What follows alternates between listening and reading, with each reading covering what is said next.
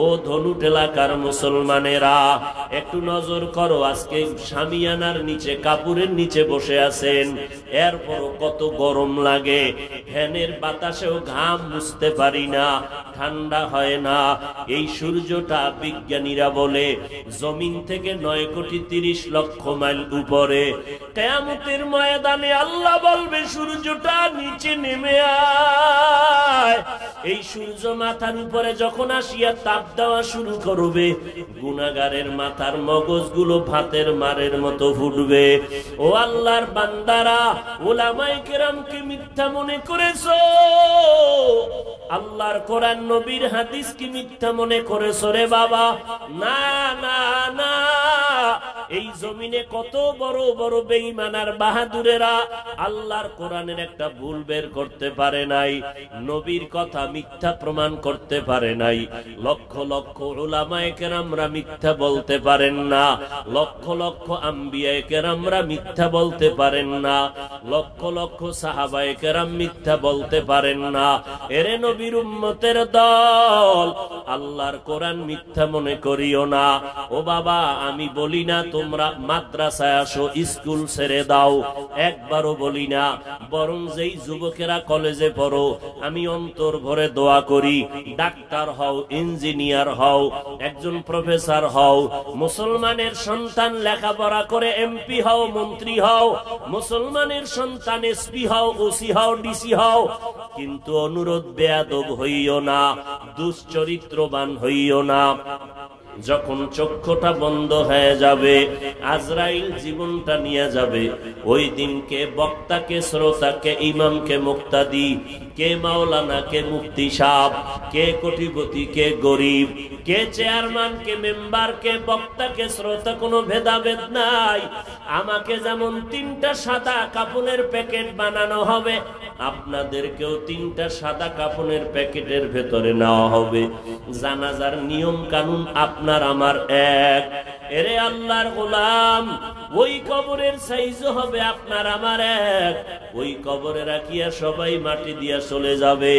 ওই অন্ধকার কবরে এখন আমার কেউ নাই। আমি এখন ডানে বামে দেখি কত বন্ধু বান্ধব, ভক্ত বৃন্দের অভাব নাই। কিন্তু যখন আমার মরণ হবে, কবরের পথে যখন চলে যাব, তখন আমার কোনো আপন কেউ থাকবে না। আল্লাহর নবী বলেন, ওই কবরে 2 জন ফেরেশতা 3টা প্রশ্ন করার জন্য হাজির হবে। আমাকেও যেই প্রশ্ন করবে, আপনাদেরকেও সে প্রশ্ন করা হবে। 1 নম্বরে রবের পরিচয় দাও, 2 নম্বরে ধর্মের পরিচয় দাও, 3 নম্বর রহমাতুল লিল আলামিনের পরিচয় দাও। এরে বান্দা, তুমি কয় টাকার মালিক, কোনো প্রশ্ন হবে না। তুমি কোন দলের নেতা, তাও কোনো প্রশ্ন হবে না। প্রশ্ন আমাকে যা করবে, আপনাদেরকেও সেই প্রশ্ন করবে। রবের পরিচয় দাও, ধর্মের পরিচয় দাও, রহমাতুল লিল আলামিনের পরিচয় দাও। এই প্রশ্ন যখন করা হবে, নবী বলেন, যারা প্রশ্নের জবাব দিবে তাদের কবর হবে রওজাতুম মির রিয়াজিল জান্নাহ, আর যারা প্রশ্নের জবাব দিতে পারবে না তাদের কবর হবে হুফরাতুম মিন হুফারিন নার। কারা জবাব দিতে পারবে আর কারা পারবে না? নবীজি বলেন, দুনিয়াতে যারা রবের গোলামি করে যাবে, কবরে গিয়ে তারা জবাব দিবে রব্বি আল্লাহ, আমার রব একমাত্র আল্লাহ। দুনিয়াতে যারা ইসলাম মেনে চলবে, কবরে গিয়া জবাব দিবে দীনিয়াল ইসলাম, আমার ধর্মের নাম ইসলাম।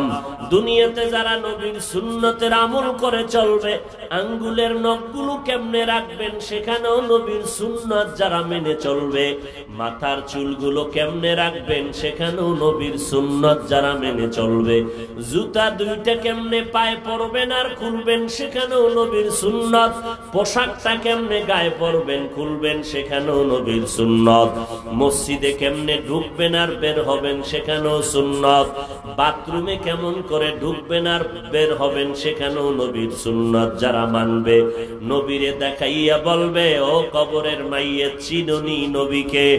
নবীর যারা সুন্নতের আমলওয়ালা আশিক, দেখা মাত্র নবীরে চিনে ফেলবে আর বলবে, ইনি তো আমাদের মায়ার নবী, যেই নবীকে না দেখে টুপি পরলাম, দাড়ি রাখলাম, নবীর মোহাব্বতে ওলামায়ে কেরামের বয়ান শুনিয়া নবীর আদর্শের মালা গলায় লাগাইলাম। মদিনার নবী বলেন সাথে সাথে আল্লাহ গায়বী আওয়াজ দিয়া বলবেন, ও ফেরেশতা আমার বান্দাকে আর কষ্ট দিও না, কোনো জিজ্ঞাসাবাদ করিও না। আমার বান্দা এখন আরামে ঘুমাবে, তাড়াতাড়ি বেহেশতের বিছানা কবরের ভেতরে দাও, জান্নাতের সাথে রাস্তা খুলে দাও, 3.5 হাত কবরটা বড় বালাখানা বানাইয়া দাও।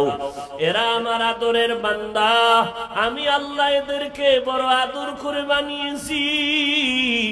এই বান্দা দুনিয়াতে আরামে খেতে পারে নাই, ঘুমাইতে পারে নাই। রাতের গভীরে যখন সবাই ঘুমায়া যাইতো, আমার এই গোলামটা উঠিয়া ওযু বানাইয়া যায় নামাজে কান্না করত। আমি আল্লাহ পাক তার কান্নার বরকতে খুশি হয়ে যাইতাম। এখনই বান্দাকে বিছানা দিয়া দাও, বান্দা আরামে ঘুমাবে কিয়ামত পর্যন্ত। আল্লাহর নবী আফসোস করে বলেন, যারা দুনিয়াতে রবের গোলামি করে না, নবীর সুন্নাত মানে না, উলামায়ে কেরামের সম্মান করে না, ইসলাম অনুযায়ী চলে না, এরা যখন কবরে যাবে তওবা না করে গুনাহগার হইয়া, আল্লাহর নবী বলেন এদেরকেও 3টা প্রশ্ন করা হবে। রবের পরিচয় দাও, ধর্মের পরিচয় দাও, রাহমাতুল লিল আলামিনের পরিচয় দাও।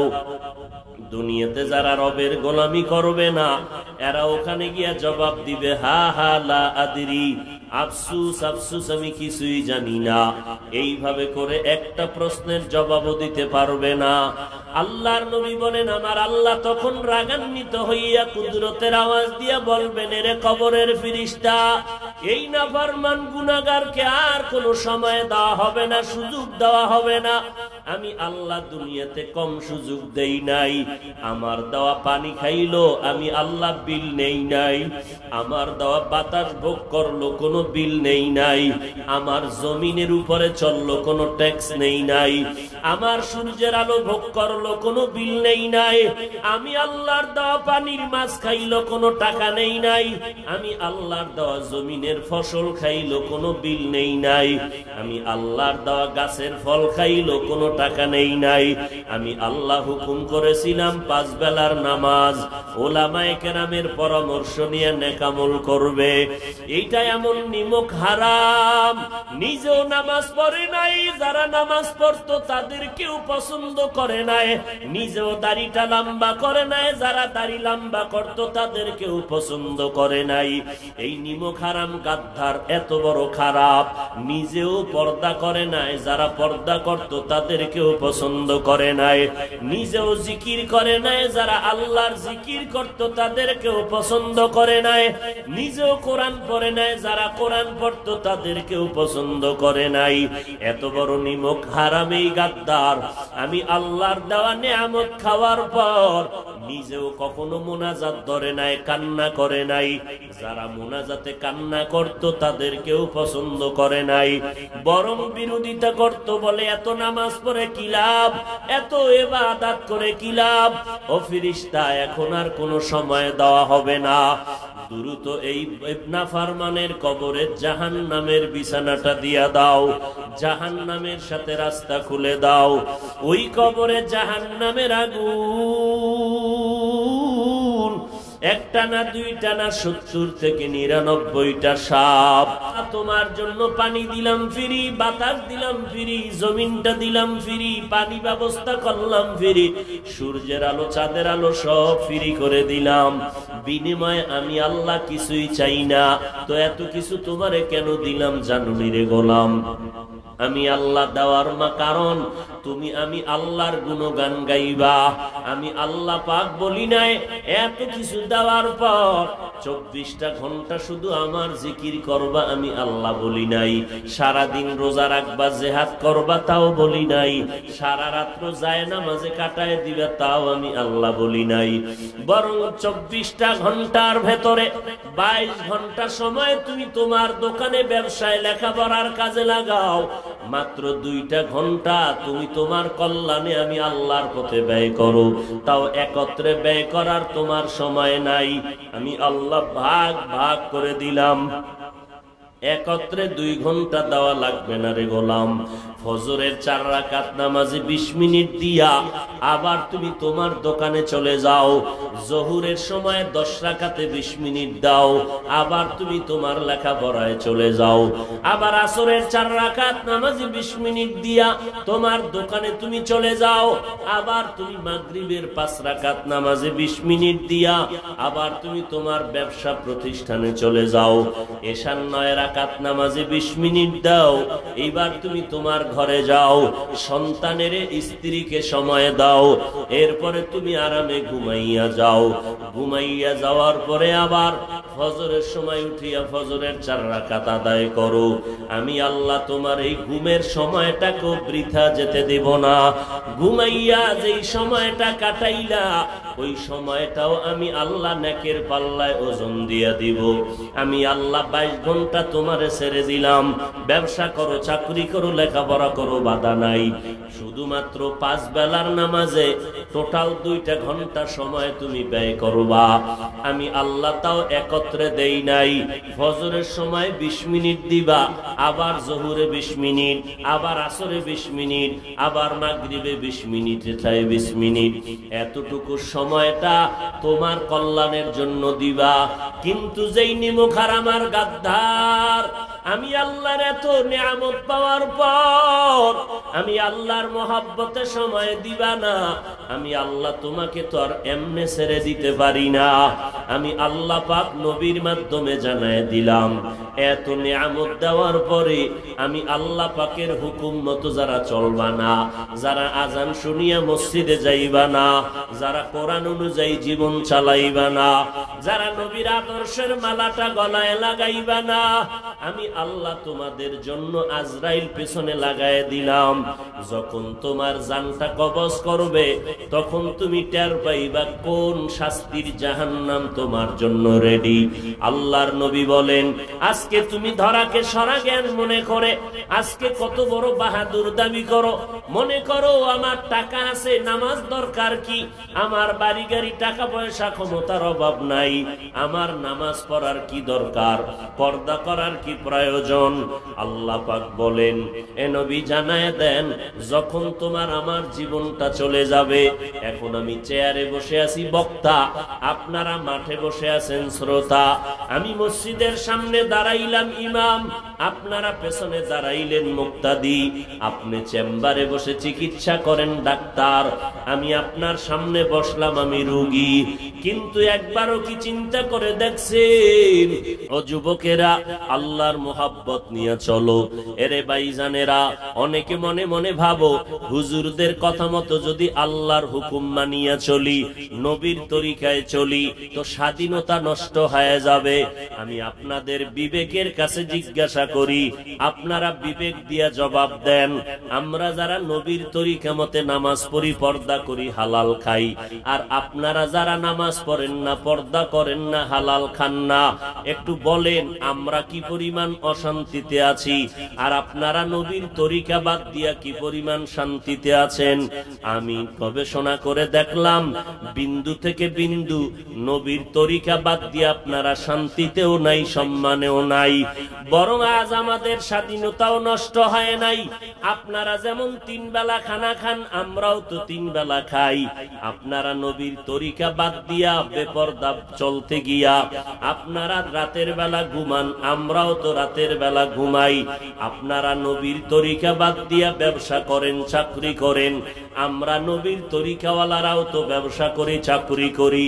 আপনারা নবীর তরিকা বাদ দিয়া দেশ বিদেশ সফর করেন, আমরা নবীর তরিকাওয়ালারাও তো দেশ বিদেশ সফর করি।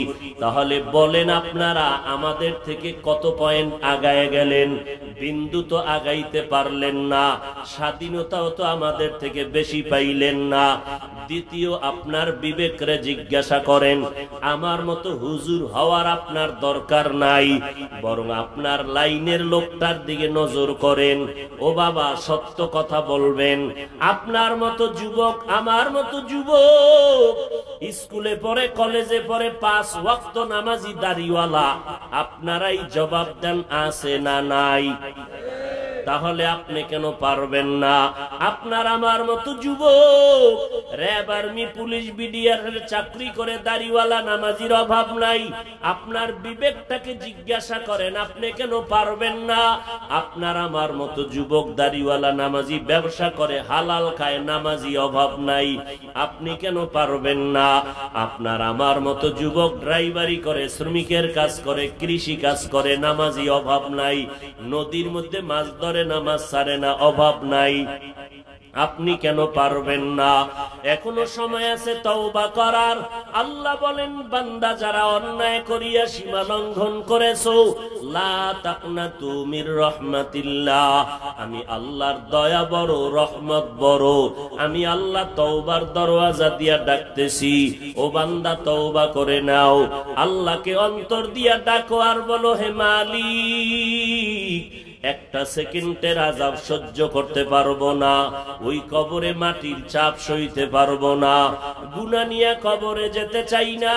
ও দয়ার আল্লাহ, আল্লাহর হুকুম মতো চললে, নবীর তরিকা মতো চলতে গেলে ব্যবসা বন্ধ হবে না, চাকরি যাবে না, লেখাপড়াও বন্ধ হবে না। ও আল্লাহর বান্দারা তো কেন নবীর তরিকা মানবেন না?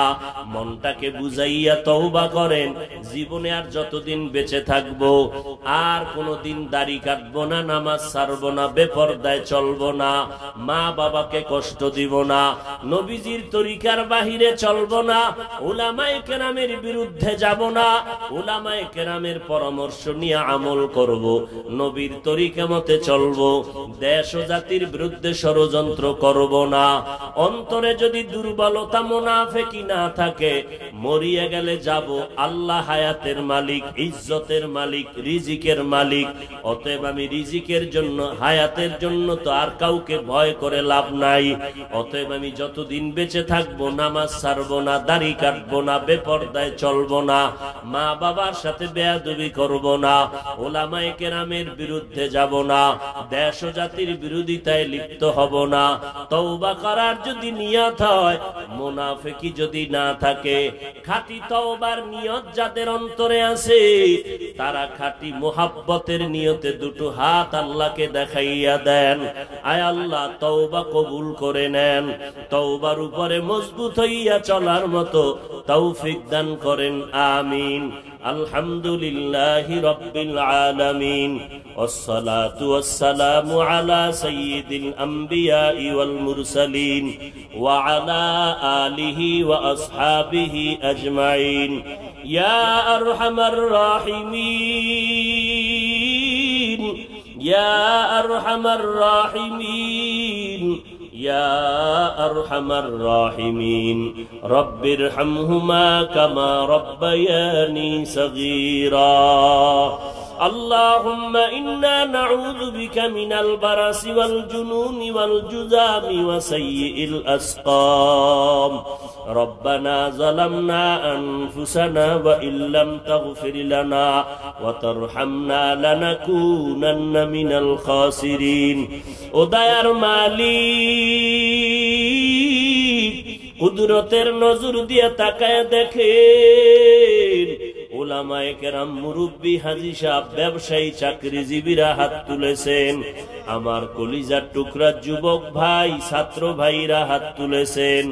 আয় আল্লাহ, মাইকের আওয়াজ পেয়ে কত মা বোনেরা হাত তুলেছেন। এত প্রচন্ড গরমের ভিতরে বসারও জায়গা নাই, দাঁড়াইয়া দাঁড়াইয়া দিনের কথাগুলো শুনলেন। আয় আল্লাহ, আপনার বান্দারা অনেকে দুপুরে খানাও খায় না। আয় আল্লাহ, আপনার মোহাব্বতে, নবীজির মোহাব্বতে এখানে বসে আছেন রে আল্লাহ। দেওয়ার মতো আমাদের হাতে কিছুই নাই, আপনার কুদরতে কোনোটার অভাব নাই। আয় আল্লাহ, কিছু দেন আর নাই দেন, মেহেরবানি করে সবার সিনায় হেদায়াতের নূর দান করেন আল্লাহ। আয় আল্লাহ, সকলের জীবনের গুনাহগুলো মাফ করে দেন, সারা দুনিয়াবাসীকে মাফ করে দেন, বাংলাদেশ শান্তির দেশ বানায় দেন। আয় আল্লাহ, প্রশাসনিক ভাবে যারা কাজ করে দিনদার বানায় দেন, সরকার বাহাদুর থেকে সকল জনপ্রতিনিধিদেরকে দিনের খাদেম বানায় দেন। আয় আল্লাহ, মা বোনদের মাফ করে দেন, আবেদা পর্দানিশী বানায়া দেন। আয় আল্লাহ সন্তানগুলো নেককার দিনদার বানায়া দেন। সন্তানের কারণে মা বাবার ইজ্জত যেন নষ্ট না হয়। আদর্শ সন্তানের মা বাবা হওয়ার আমাদের তৌফিক দান করেন। আয় আল্লাহ সমস্ত শিক্ষা প্রতিষ্ঠানগুলো কবুল করে নেন, নবীজির আদর্শওয়ালা বানায় দেন আল্লাহ। সমস্ত মাদ্রাসাগুলো কবুল করে নেন, সমস্ত মসজিদগুলো কবুল করে নেন। আয় আল্লাহ আসাতেজায়ে কেরাম তালিবুল ইলমদের কবুল করে নেন। আয় আল্লাহ যা প্রয়োজন গায়বী খাজানার থেকে ব্যবস্থা করে দেন আল্লাহ রব্বুল আলামিন। যারা ব্যবসা করে, চাকরি করে, হালাল ভাবে রুজি রোজগারে বরকত বাড়ায় দেন, অভাবীদের অভাব দূর করে দেন, ঋণ আদায়ের ব্যবস্থা করে দেন। আয় আল্লাহ প্রত্যেকের ঘর শান্তির ঘর বানায় দেন, পরিবারের মধ্যে শান্তি দান করেন, মা বাবা সন্তানের মধ্যে মোহাব্বত বাড়ায় দেন। আয় আল্লাহ উম্মত ওলামাদের মাঝে